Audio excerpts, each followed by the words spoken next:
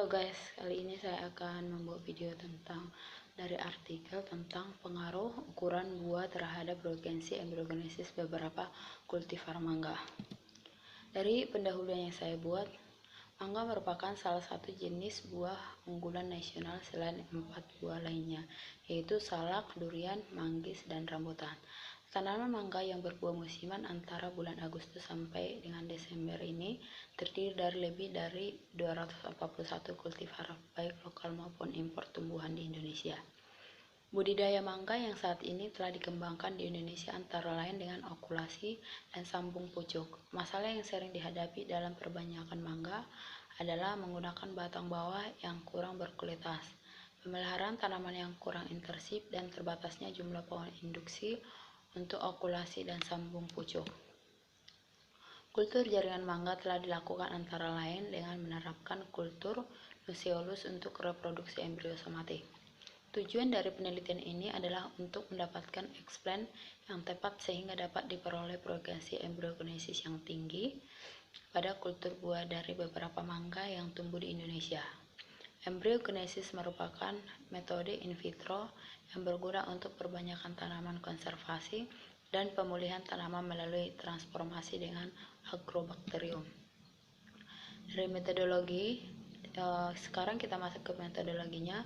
Penanaman buah pada media 3M dilakukan dengan cara membelah buah secara memanjang dengan hati-hati menggunakan scaffold, sehingga biji terbelah menjadi dua bagian.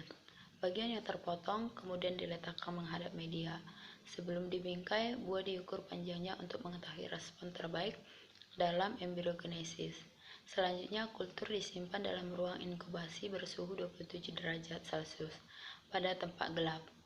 Kultur diamati dengan setiap hari mengetahui kontaminasi, pencoklatan, dan perkembangan kultur. Dari hasil yang saya tulis, hasil menunjukkan banyak buah yang mengalami kontaminasi setelah beberapa hari ditanam pada media 3M. Dari berbagai ukuran buah, muda dari berbagai kultivar mempunyai tingkat kontaminasi berkisar antara 7,1 sampai 51,1%. Beberapa kultivar seperti Malgavola, Sawanarika, gandum, dan golek tidak mengalami kontaminasi cenderamata maupun bakteri. Kontaminasi yang rendah terjadi pada kultur Iafula dan gandum 91,1%, sedangkan kontaminasi tertinggi terjadi pada kultivar aromanis 51,1%.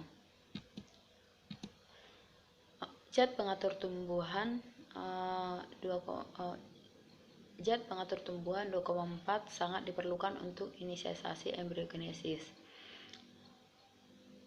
Kombinasi 2,4 dengan zat pengaruh tumbuh lainnya atau kinetik dan NA juga dapat menstimulasi inisiasi embryogenesis, namun pembentukan kalun non-embryogenetik yang meningkatkan.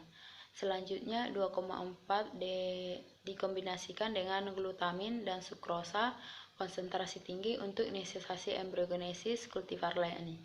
Pada beberapa perlakuan ini juga berhasil untuk pembentukan embryogenesis dengan menggunakan media 3M.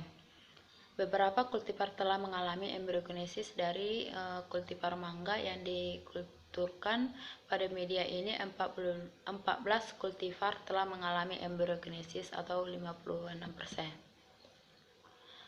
Pada tabel 3, embrio somatik yang terbentuk sebagai berasal dari embrio sigotik dan jaringan Nuseolus. Embrio somatik yang berasal dari sigotik tetap diperlukan dan diperbanyak karena berguna untuk mempelajari sistem perkembangan embrio somatik dan dapat dijadikan model untuk proses embryogenesis mangga. Progresi embryogenesis berkisar antara 4,2 sampai 3,575%. Pada penelitian ini, media 3M merupakan media yang sesuai untuk induksi embryogenesis pada beberapa kultivar mangga yang tumbuh di Indonesia. Media ini juga merupakan media terbaik untuk mangga kultivar lainnya seperti Arapali. Pada media ini, induksi embryogenesis hingga perkembangan dari fase globulet mencapai fase cotyledon dapat terjadi.